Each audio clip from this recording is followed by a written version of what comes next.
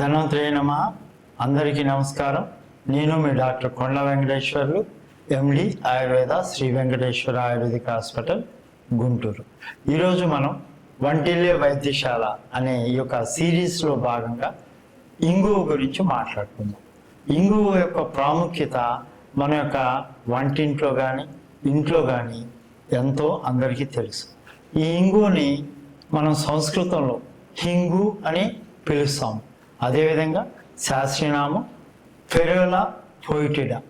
అదేవిధంగా ఇది ఆయుర్వేద ప్రకారం తీసుకున్నట్లయితే కఫాన్ని వాతాన్ని తగ్గిస్తుంది, మరియు ఇది లఘు గుణం కలిగి ఉంటుంది. అంటే ఇది చాలా తేలిగ్గా జీర్ణం అవుతుంది, మనం తీసుకున్న ఆహారాన్ని జీర్ణం చేయడానికి ఉపయోగపడుతుంది. అందుకే చూడండి, మన దక్షిణాది సాంప్రదాయం ఇంగు లేకుండా సాంబార్ అనేది ఉండదు. కంపల్సరీ సాంబార్ ఇలాంటి వాటిలో ఇంగువ కంపల్సరీ వాడతాం. ఇది ఎందువల్ల అంటే తీసుకున్న ఆహార పదార్థాలను త్వరగా జీర్ణమయ్యేటట్టు చేస్తుంది కాబట్టి. అందుకే మన పెళ్ళిళ్ళలో ఫంక్షన్లో ఇంగువ వేసిన సాంబారు లేదా రసము చాలా కంపల్సరీ కూడా వాడతాం. దీని యొక్క ఉపయోగాలు చూసినట్లయితే మొదటగా జగడ విరేచనాలు. జగడ విరేచనాలు అంటే మనకు తీసుకున్న కొన్ని రకాల పదార్థాలు క్రిములు ఉండి శరీరంలోకి వెళ్ళి అవి పొట్టలో ఉండి పొట్టలో ఎమేబియాసిస్ అంటే మనకు యాంటమీబా, హిస్టోలిటికా లాంటి జీవులు మన శరీరంలో చేరి అవి పొట్ట పేగుల యొక్క గోడలని ఉక్కులాగా పట్టుకొని ఉంచి అక్కడ చిన్న చిన్న మైక్రోఅల్సర్స్ ఏర్పడడం, మనం తీసుకున్న ఆహారంలో మెయిన్ న్యూట్రియన్స్ అవన్నీ పిప్పి పీల్చి చేయడం జరుగుతుంది. దీనివల్ల ఏంటంటే అక్కడ గమ్ లాంటిది ఏర్పడి మనకు మోషన్కి వెళ్ళినప్పుడు జగడ విరేచనలు అవుతాయి. దీనికి ఇంగువ అనేది చాలా అద్భుతంగా పనిచేస్తుంది. ఇంగువని ఒక్క గ్రాము, మినిమం 1 గ్రాము దాన్ని మెత్తగా పొడి చేసి తేనెతో ఉదయం, మధ్యాహ్నం, సాయంత్రం 3 పూట్ల కూడా ఆహారానికి ముందు తీసుకున్నట్లయితే ఈ యొక్క జగడ విరేచనాలు వెంటనే తగ్గిపోతాయి. అదేవిధంగా కీళ్ళ జబ్బులు లేదా నరాల వ్యాధుల్లో ఈ యొక్క ఇంగువ యొక్క ప్రాముఖ్యత చాలా ఎక్కువగా ఉంది. ఉదాహరణకి మనకు కీళ్ళ నొప్పులు కానీ ఈ నరాల బలహీనత వీటిలో ఇంగువ 1 గ్రాము పౌడర్ తీసుకొని దానికి సమానంగా శొంఠి, పిప్పళ్ళు, మిరియాలు ఒక్కొక్క గ్రాము చొప్పున, మరియు గుగ్గిల మందు దొరుకుతుంది మనకు పచారీ షాప్లో, అది కూడా 1 గ్రాము తీసుకొని అన్నిటిని కలిపి మెత్తగా దంచి వాటిని పౌడర్ చేసుకొని ఉదయం, మధ్యాహ్నం, సాయంత్రం చిన్న మాత్రలుగా చేసి వేసుకొని ఆహారాన్ని ముందు 1 గ్లాస్ గోరువెచ్చని నీళ్ళు తీసుకున్నట్లయితే మనకు ఈ కీళ్ళ నొప్పులు కానీ నరాల వ్యాధులు కానీ త్వరగా తగ్గిపోతాయి. అదేవిధంగా పంటి నొప్పికి మనము ఇంగువను తీసుకొని కొంచెం నిప్పుల మీద పెట్టినట్లయితే అది పొంగి మెత్తగా తయారవుతుంది. ఇది ఆ పంటి నొప్పి ఉన్న భాగంలో దాన్ని ఉంచినట్లయితే ఈ పంటి నొప్పి కూడా తగ్గే అవకాశం ఉంది.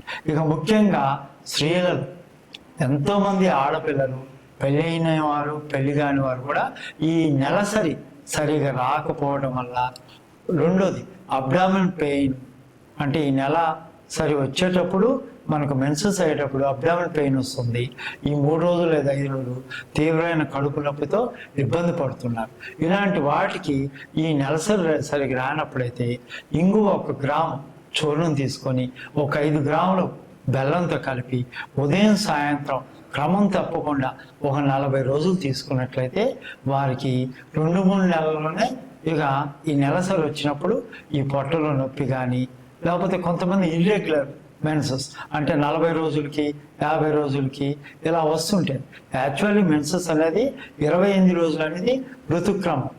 28 రోజులు కాకుండా అలా ఇర్రెగ్యులర్ వచ్చే వాళ్ళకి ఈ బెల్లంతో ఇంగువ తీసుకున్నట్లయితే మంచి రిజల్ట్ ఉంటుంది.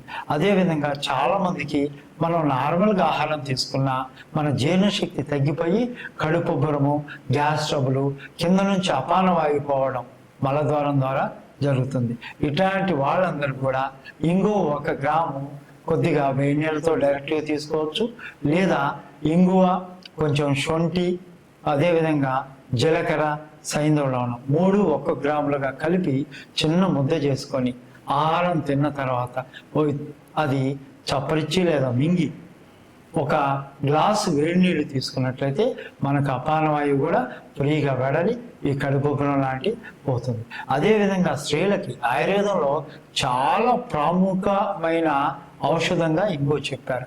స్త్రీలు ప్రసవించిన తర్వాత ఇంగువతో తయారైన ఔషధం సౌభాగ్య శొంఠి అనే మందుని ఉదయం ఒక 3 గ్రాములు, సాయంత్రం ఒక 3 గ్రాములు ఆహారానికి ముందు తీసుకొని ఒక గ్లాసు గోరువెచ్చని పాలు తాగాలని ఆయుర్వేద శాస్త్రం చెప్తుంది.